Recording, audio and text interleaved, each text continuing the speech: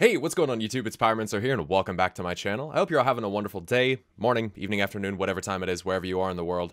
And today we're going to be talking about what I think Azeroth is going to wake up as. And by that I mean, if Azeroth is a Titan, if all of that is true, and I'm pretty sure that it is, right? I think we're pretty much all on the same page there.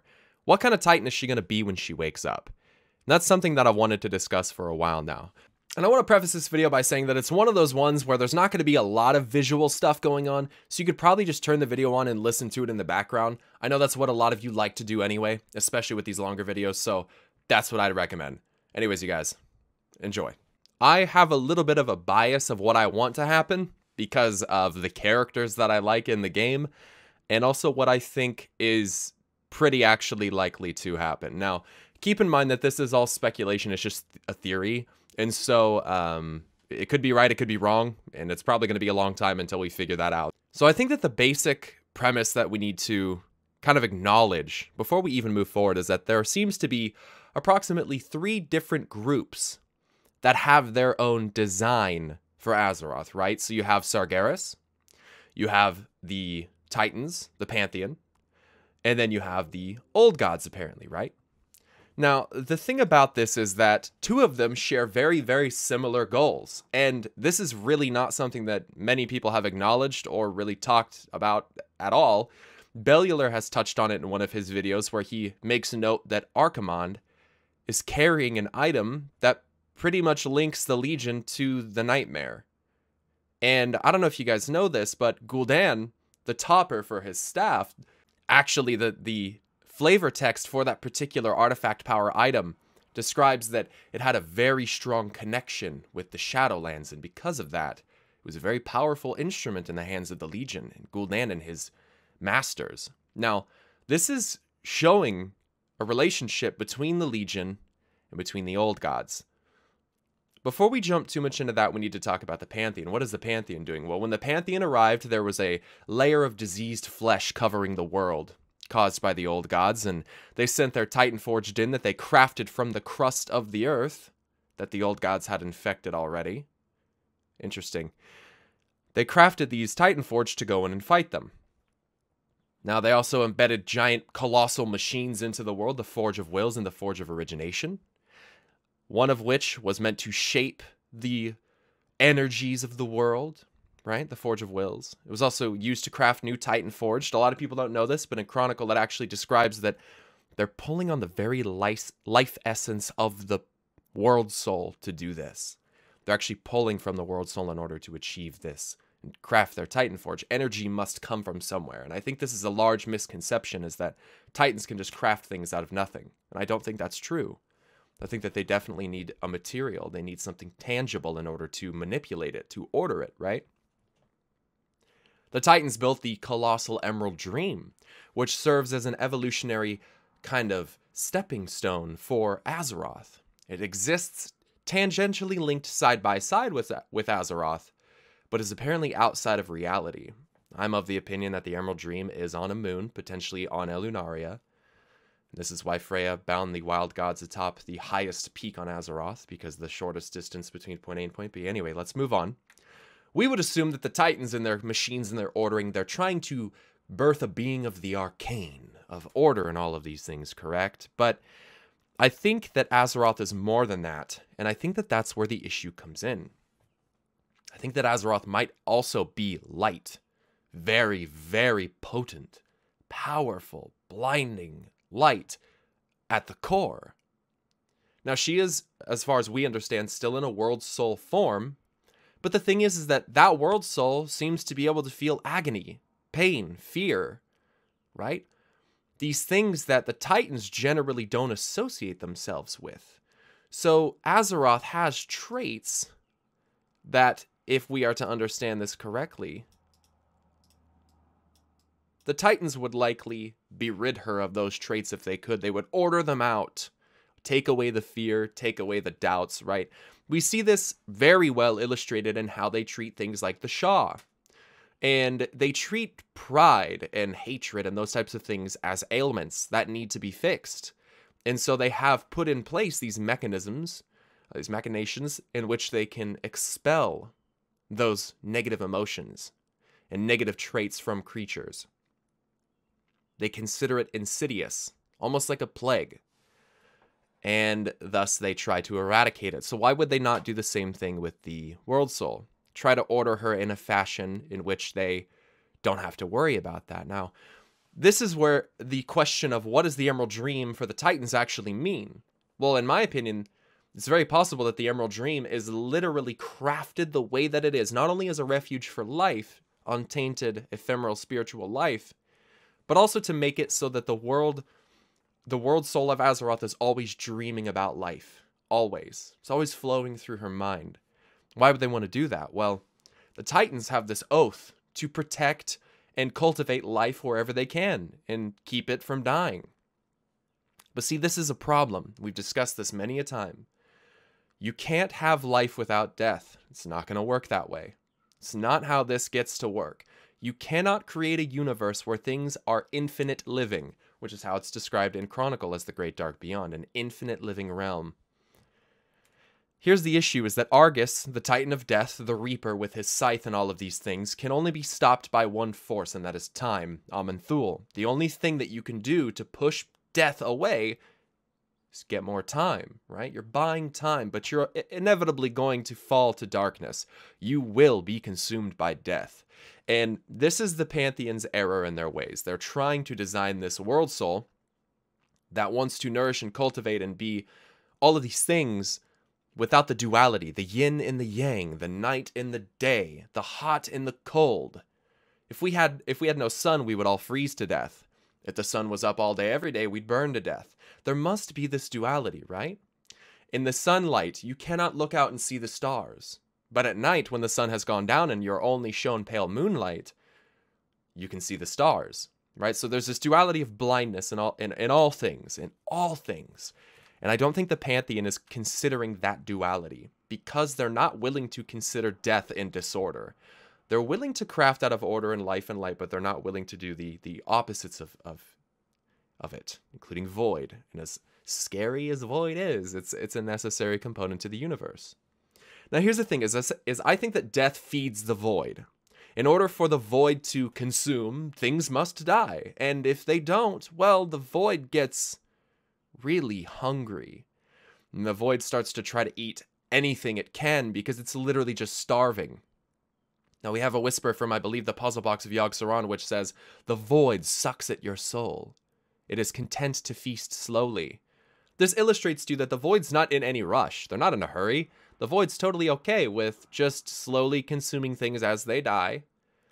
And in fact, void creatures, when they come into reality, suffer from atrophy. So the void creatures undergoing this atrophy makes them weaker in reality. So why do void lords want to come into reality if they're weaker here? You can see this illustrated in the Shadowmoon burial grounds area in alternate Draenor. I'll have some footage of that probably to show you. Well, when you choke it out, that void is no longer consuming life. And I think that when you do that, it's no longer producing light. See, I think this really is the key to the balance of the universe, is that in order for void to not eat everything and consume the whole universe and the void lords win, which doesn't make any sense, because what if they come in? So the void lords come into reality, right? This is their goal. They awaken a dark titan powerful enough to end all creation. I think that this is Sargeras, so I don't think it's relevant. Or it's Argus. Could be that as well. AKA Galactus, devourer of worlds, if you will, from the Marvel universe. Anyway, let's get back to this. If the void lords come into reality and they're weak here and they must consume untold amounts of energy to stay manifest in reality, what's the point? What do you mean, what's the point, Pyromancer? Because they want to kill us all. Why? We didn't do anything to them. What's the premise of it? Well, people think that it's just for a necessity of evil. I don't think so. I think it's because they're starving.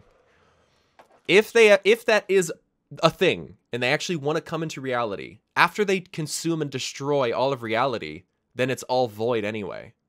So what do you think happens? What, it's just we're just going to all fester in void for the rest of eternity, and that's just what it's going to be? That seems rather counterproductive, because then the void lords are right back where they started.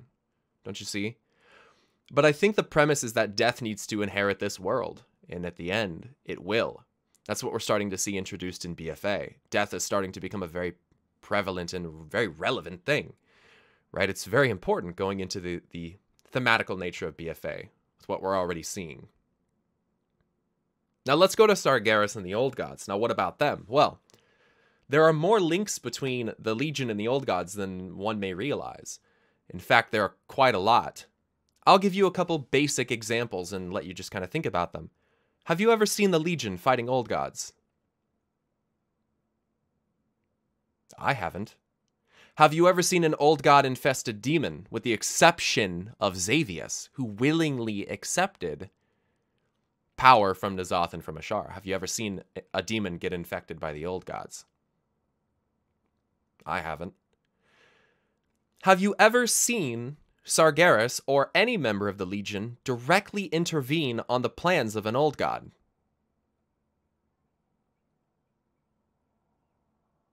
I haven't.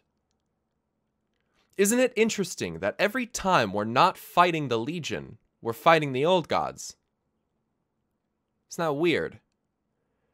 It's funny that there are certain implications that we can assert from either side, that Sargeras wants to do something to the world. We don't really know what it is, but after Antorus, after what we see with Agrimar, I spent millennia fighting to save your kind, only to have my eyes opened to the truth. You are the corruption, and we will save the universe by erasing all memory of you from existence. What is he talking about? What's the corruption? It's mortals.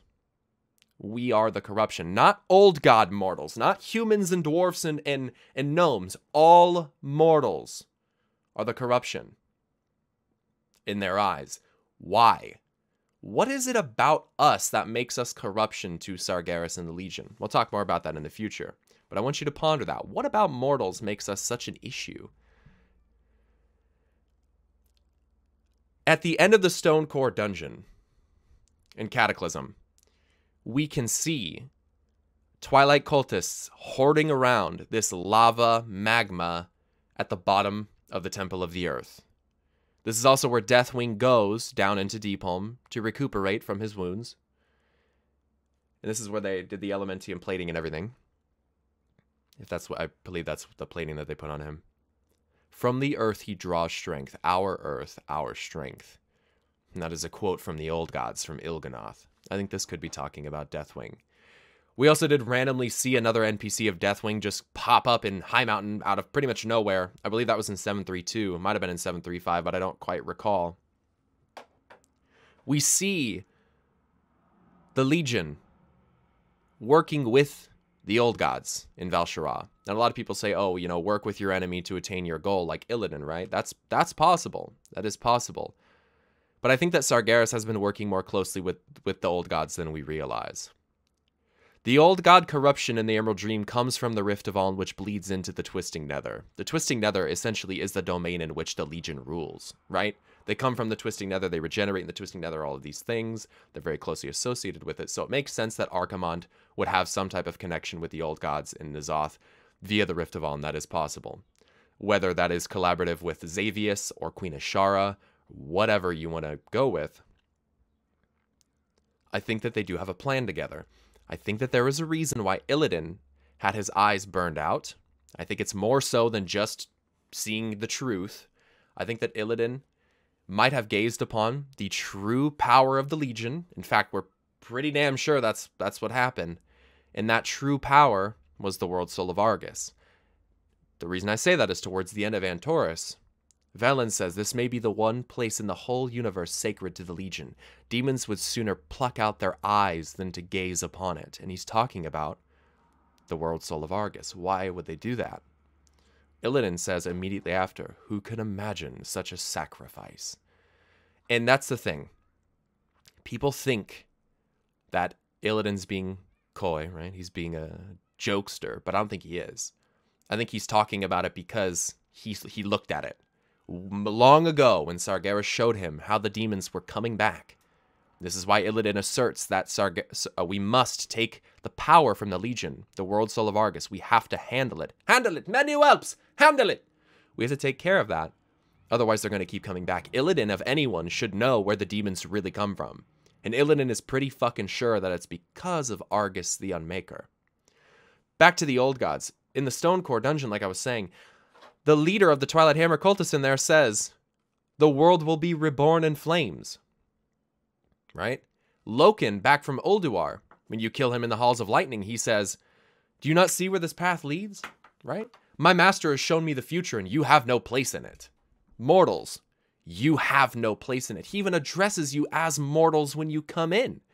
Loken's supposed to be working for Yogg-Saron. Well, the mortals, we have no place in it. That sounds quite Sargeras-esque, don't you think? Sargeras and Agrimar were going to destroy all the mortals. We're the corruption, right? So kill us. Get rid of us. That's the plan. Loken, whose master is supposedly Yogg-Saron, shows him the same thing. The Pantheon shall fall. Yogg-Saron will be free. The world will be reborn in darkness. But what does darkness mean? What does that even mean? And what does it mean to be reborn? Because that doesn't assert that it's dying. Perhaps dying is necessary for the reincarnation process, if you will. But Sargeras is labeled as the Dark Titan, right? The Fallen One, or the Dark One. But when we see Sargeras, as dark as his armor looks, and all those things thematically that people try to push in front of the fact that I'm trying to point out here, is that Sargeras is very bright. His eyes are fucking gold. They're like light, but it's like a different kind of light. It's not the same light as like a Naru, where it's just this pure, illustrious, irradiating, kind of mind-controlling light that blinds you. Sargeras seems to be a flame, and this is the important part about what he is and what he's doing. Sargeras had a plan, I believe, to burn the world in flame so that new life could rise from the ashes. Now, Pyro, you're really on a tangent here. How does this relate to what Azeroth will become? Well, here's the thing. The boy king serves at the master's table. 3 lies will he offer you. At this point, the boy king is Anduin Wrynn. The master is Sargeras. And I know that a lot of people aren't going to agree with that. That's okay. But the master, we've heard Sargeras called master so many times. By Agrimar, by Argus, by countless members of the Legion, right? Anduin is very aligned with the light, and from what I can tell, so is Sargeras. So why couldn't Anduin serve at the master's table? 3 lies will he offer you. In the cutscene where aman'thul binds Sargeras to the seat of the Pantheon, he yells, "Brother, your crusade is over!" Right? What does Sargeras do? He turns around, looks, kind of laughs a little bit, almost it sounds like, and he says, "No. No, it's not over. Your crusade is over." "No," says Sargeras, and he takes his sword and plunges it into the world. Why did he do that? Well, like I've spoken about, I think that sword was imbued with death. Raw death energy from Argus, Apocalypse. And I think that it's in the sword, and he stuck it in the world to either, 1, kill Azeroth so she can be reborn again as something else, or 2, to purge a certain energy out. Maybe to purge out some of the light, purge out some of the order, so that she isn't birthed as a mindless creature, titan, that can be swayed yet again by aman'thul. I think that Sargeras is trying to not kill Azeroth to destroy it and, permanently. But I think he has a plan for what she will become. And in order for her to be birthed bias of vision, biased of the inclination of the Pantheon, she must be broken, like Agrimar, like Argus. "Rise, Argus, rise, my broken world." On that note, I think Sargeras still owes Argus a world. I think Sargeras, the devil, basically made a deal with death. And I think that he must repay those debts at some point. I think that he will. Potentially by giving him a world. Azeroth, potentially. Death inheriting the world. And so, it really does arrive to the final point that I've been wanting to make in this video. What is Sargeras? It's the demon sultan. He's the king of demons, right? He is a demon titan. And he's free. So why not birth Azeroth the same way? Why not birth her as a demonic titan? And that solves all of his issues. He beats the Void Lords, right?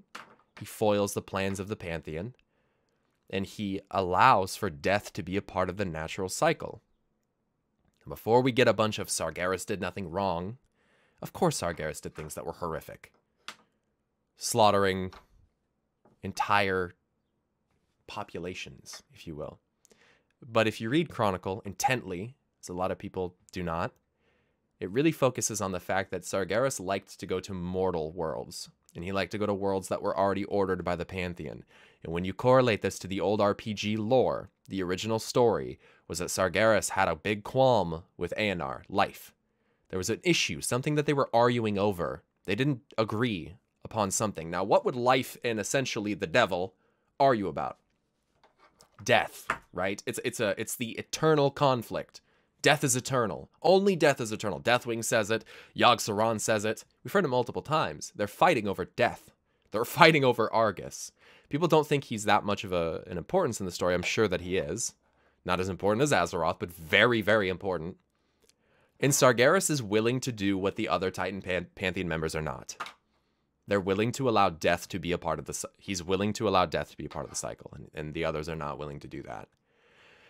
And so, I think that where WoW is going, because I think that we can all agree, as cool as allied races are, as cool as the thematic nature of BFA is looking, there's going to need to be a point where WoW does something new. And everyone is saying, we're sick of fighting the Legion while the Boy Kings first lie. Because of that sacrifice and many others, we did the impossible. We defeated the Burning Legion.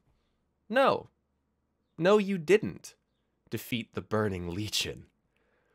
As long as Sargeras lives, the Legion will live on. And Lothraxion had, as I mentioned countless times, dialogue that suggested, even though Sargeras has been imprisoned, that does not mean that all of the demons in the universe will just give up so easily. Not yet, at least. They're still doing something. We still have dreadlords like Mal'Ganis and Anatheron that are completely fucking missing. We don't know where they went. We have no idea. So the Legion to be defeated? No. No. Do you guys think we won in Legion? After seeing what Sargeras did with that sword, is that a win for us? Is it actually? Are we really winning at all? Or are we just playing into the hands of the true masters of this world? The old gods in Sargeras and Argus. They own this world. They're gonna take it back, eventually. Doesn't matter how much time aman'thul has on his side. Time is a flat circle, but also very linear. And in time, no matter how much you have, death is gonna come. Death will find you, and Sargeras will usher in the coming of death. We'll have to talk about it more in the future, but I want to just really say this. I think that when Azeroth wakes up, if she wakes up according to Sargeras' plan, she will wake up as a demonic titan. We will probably all burn in the flame. All of us. We'll probably all die. Very similar to the A Realm Reborn for Final Fantasy. If you guys haven't seen that, I'll have a link to that down in the description, where Bahamut comes and basically burns everyone alive, kills everyone. And it births the new universe, right? It births the new game. I think that inevitably when Azeroth wakes up, the Emerald Ascension will become true. And if you're not familiar, the Emerald Ascension is, fear not the time when the great Sargeras' shadow eclipses the sun. That is the moment of our ascension. Death will follow, but it is only a doorway. Step through, and you will shed your frail skin and take on a form kissed by emerald fire. Dig the ash from your eyes, and you will find a higher purpose at Sargeras' side. Remember the Xalito, desecrated image of Gorhal, whisper that says, eyes are the windows to the soul. Shatter them forever. The old gods in Sargeras are working on the same premises of their plan.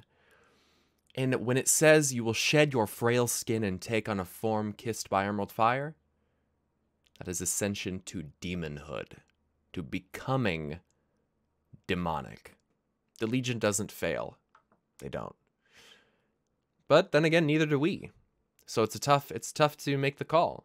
Maybe we will be the saviors, but I don't think we're necessarily the good guys in this situation. I really don't. I think we're fighting for the right reasons for us to stay alive, right? Because we don't want to die. I mean, that's pretty evident. Like, I don't blame the characters in the game for not wanting to die. But at the same time, we're probably going to need to die at some point or another. And I think BFA is the introduction of that. I think when we all burn in the flames, though, we will probably be reborn as demons. And I think that that's where WoW might go. Is that when Sargeras gets free, because his trump card Illidan is on the seat of the Pantheon with him, we took a crystal to the Well of Eternity, a place that Illidan is not supposed to be able to go. He's forbidden, not allowed to go there. We took a crystal there for him. Could that have been a gateway, a keystone, something that he can literally use to open a font in the Well of Eternity from the seat of the Pantheon and rip a hole in time and space and bring him and Sargeras back, or at least himself, through the Well of Eternity? They've done it before, and Illidan is a master sorcerer. Whether it's by Fel or Arcane, he knows what he's doing. He's been alive a long time to figure it out. He's seen what the Legion can do. But Sargeras, I think, has some information for Illidan that he might not know, if he's not already playing into Sargeras' hand already. So I think that we are reborn as demons. Sargeras and Illidan come back. I think that Azeroth wakes up as a demon titan. We realize what the Pantheon has done, what they've done to fuck the universe up. And we realize that the only way that we can correct the errors and stop the void from literally consuming the universe is by going and killing things and eradicating the enemies put forth unto us by the failures of the Titan Pantheon. We might have to journey out into the Twisting Nether, out into other reaches of the Great Dark Beyond, and explore new worlds which we haven't come across yet, in order, alongside Azeroth potentially, and even Sargeras. Keep in mind, they're so big that usually they're not supposed to intervene. That's kind of the premise, right? Is that the Titans are so big and huge and colossal that they made Titan constructs to carry out their work for them, so that they didn't directly intervene. But we'll talk more about the Void Lords and what or who I think the Void Lords are in the next video. And we will be talking about Xal'atath pretty soon as well. So let me know what you guys think of this theory. I do think that the old gods are going to rise again, cyclical nature, right? Cyclically, I don't know. They're going to come back. Death is going to re-inherit the world, and we're probably all going to eventually die. And that sounds grim, but I think that's probably what's going to happen. So let me know what you guys think in the comment section down below. If you guys don't know, I've been streaming full-time on Twitch. We're doing fantastic on Twitch. We're almost at 500 subs on Twitch already, and I really would urge you guys to come and check that out. It's always a fun time over there. I stream like 5 days a week, so make sure you come and drop a follow. I do have a Patreon and a Twitter as well, which you guys can find links to down in the description below. I certainly would appreciate your support on Patreon, and a special thanks to all my patrons for making this possible. Follow me on Twitter if you'd like to know when new streams and updates are going up, new videos and all the like.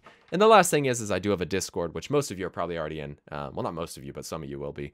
And you guys can find a link to that in the description as well. But like the video if you liked it, dislike it if you didn't, subscribe for more content, and I will see you guys